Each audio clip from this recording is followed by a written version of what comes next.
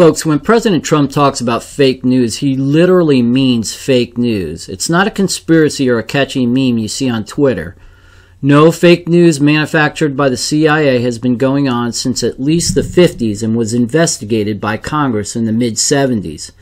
So when you hear about Operation Mockingbird, you are hearing about something that is real and is going on today. Let me read something that was out of the congressional hearings from the 70s. The most extensive discussion of CIA relations with news media is in the Churches Committee's final report published in April 1976. The report covered CIA ties with foreign and domestic news media. For foreign news media, the report concluded that the CIA currently maintains a network of several hundred foreign individuals around the world who provide intelligence for the CIA and at times attempt to influence opinion through the use of covert propaganda. These individuals provide the CIA with direct access to a large number of newspapers and periodicals, scores of press services and news agencies, radio and television stations, commercial book publishers, and other foreign media outlets. For domestic media, the report states approximately 50 of the agency assets are individual American journalists or employees of U.S. media organizations. Of these, fewer than half are accredited by the U.S. media organizations. The remaining individuals are non-accredited freelance contributors and media representatives abroad. More than a dozen United States news organizations and commercial publishing houses formerly provided cover for CIA agents abroad. A few of these organizations were unaware that they provided this cover. Clearly, this was not lawful at the time because of an act called the Smith-Mundt Act from the 40s, which forbade the government from using the media to persuade national public opinion. In 2012, the government took care of that by repealing the Smith-Mundt Act. And let me read this short piece from the Business Insider. The U.S. government's mammoth broadcasting arm has begun the unleashing of thousands of hours per week of government-funded radio and TV programs for domestic U.S. consumption. The content arrives with the enactment of the Smith-Mundt Modernization Act of 2012. The reform effectively nullifies the Smith-Mundt Act of 1948, which was amended in 1985 specifically to prohibit the U.S. organizations from using information to influence public opinion in the United States. The new law enables U.S. government programming such as Voice of America, an outlet created in 1942 to promote a positive understanding of the U.S. abroad, to broadcast directly to domestic audiences for the first time. End of report. In essence, using the mainstream media to lie to the American people and spread propaganda is now legal. Yes, disseminating fake news to the American people is legal. You know, folks, in any relationship, when somebody lies to you, it is very difficult to trust that person ever again, even when they apologize for lying to you. But now we are in a relationship with an entity that denies even lying to us.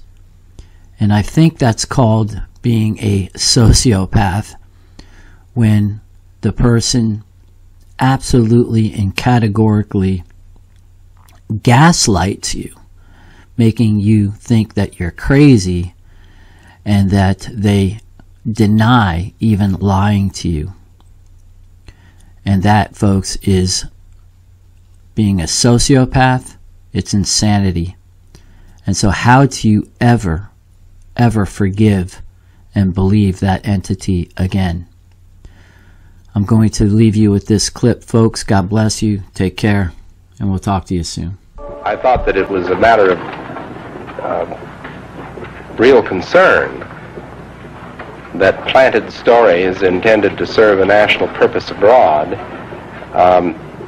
came home and were circulated here and believed here, because this would mean that the CIA could manipulate the news in the United States by channeling it through some foreign country. Now, we're looking at that very carefully. Do you have any people being paid by the CIA who are contributing to a major circulation American journal? We do have people who submit pieces to two American journals. Do you have any people paid by the CIA who are working for television networks? This, I think, gets into the kind of getting into the details, Mr. Chairman, that I'd like to get into in executive session. At CBS, we had been contacted by the CIA. As a matter of fact, by the time I became the head of the whole news and public affairs operation in 1954, the ships had been established, and I was told about them and asked if I'd carry on with them. We have quite a lot of detailed information, and we will evaluate it, and we will include any evidence of wrongdoing or any evidence of impropriety in our final report and make recommendations. Do you have any people being paid by the CIA who are contributing to the national news services, AP and UPI? Well, again, I think we're getting into the kind of detail, Mr. Chairman, that I'd prefer to handle in executive session. Senator, do you think that you named the news organizations in your final report? That remains to be decided. I think it was entirely in order for our correspondents at that time to make use of CIA agent chiefs of station and other members of the executive staff of CIA as sources of information which were useful in their assessments of world conditions. Would you say that continues today? Well, I would think probably for a reporter it would continue today, but because of all of the revelations of the period of the 1970s, it seems to me that a reporter's got to be much more circumspect in doing it now, or he runs the risk of at least being looked at with considerable disfavor by the public. I think you've got to be much more careful about it. Hey folks, don't forget to like, subscribe, and comment, and why not experience the explosive feel of zeal by clicking at the link at the end of this video.